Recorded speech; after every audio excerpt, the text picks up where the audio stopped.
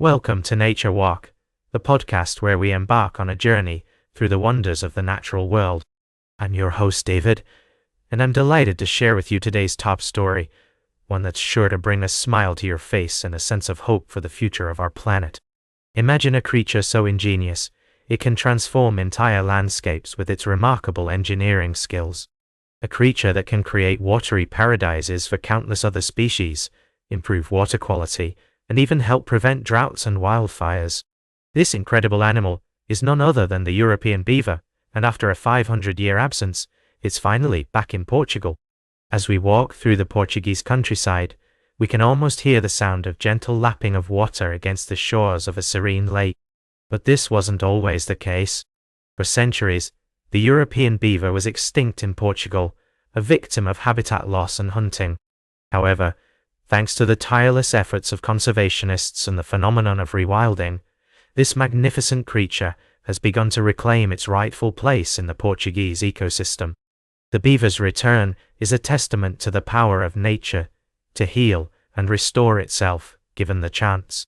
As Pedro Prata, team leader at Rewilding Portugal, so eloquently puts it, the beaver is a natural ally in restoring the health of our rivers and wetlands, and has a fundamental role to play in our river ecosystems. By building its iconic dams, the beaver creates a network of ponds, wetlands, and channels that provide a haven for countless other species, from small fish and amphibians to birds and insects. But the beaver's impact goes far beyond just creating a welcoming environment for other creatures. Its remarkable engineering skills also help to prevent droughts and wildfires, two of the most pressing environmental issues facing Portugal today. By retaining water in dryland soil and creating natural firebreaks, the beaver is proving to be a valuable ally in the fight against these devastating phenomena.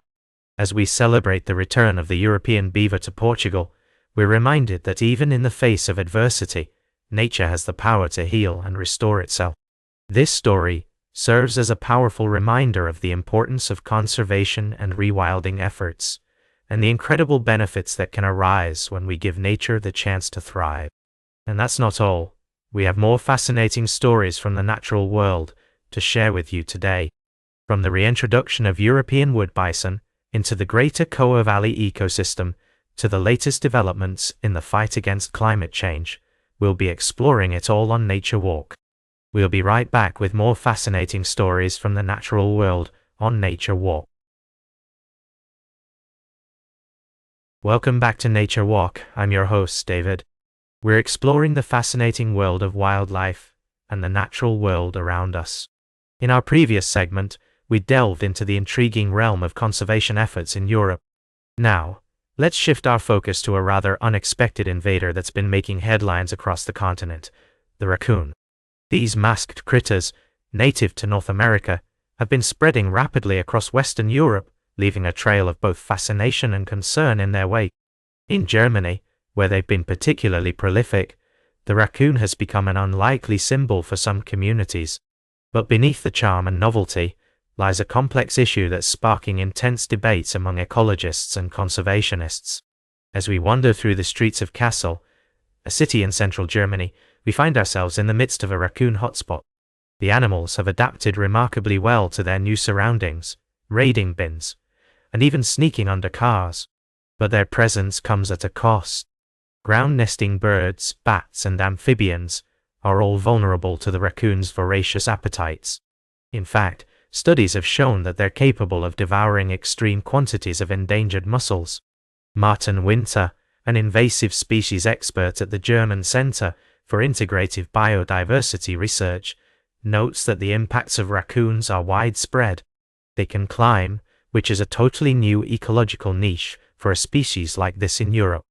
This unique ability allows them to access areas previously inaccessible to other predators, putting additional pressure on already fragile ecosystems.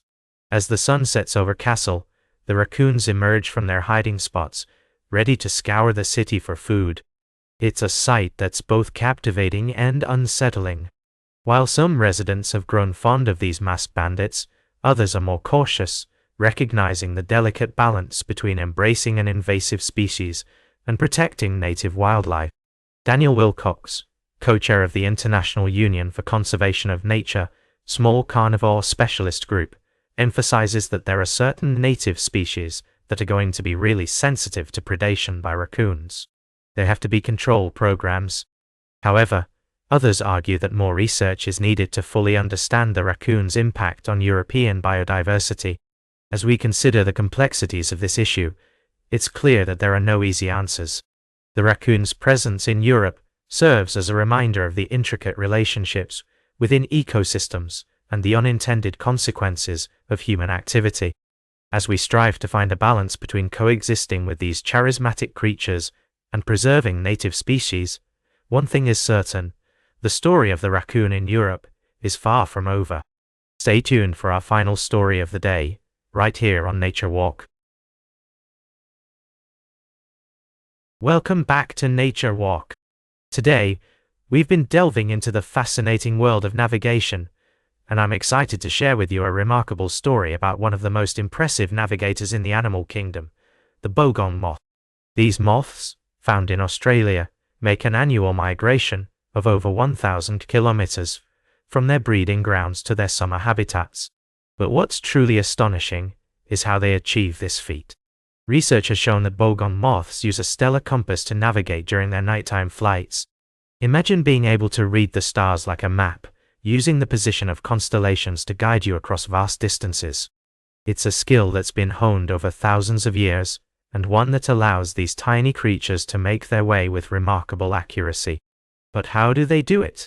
Scientists have discovered that bogong moths are able to detect the polarization patterns of light in the sky, which helps them to determine the position of the sun, even when it's below the horizon. And at night, they use the stars to maintain their bearings, making adjustments as needed to stay on course. It's a truly remarkable example of evolutionary adaptation, and one that has significant implications for our understanding of animal navigation. And it's not just limited to moths.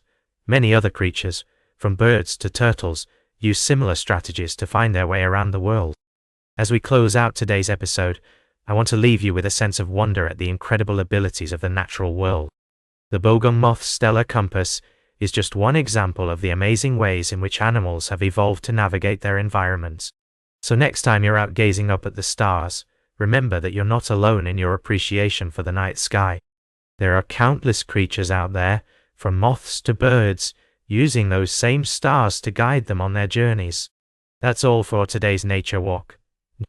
Remember to like, share and subscribe, and until next time, keep exploring your natural world.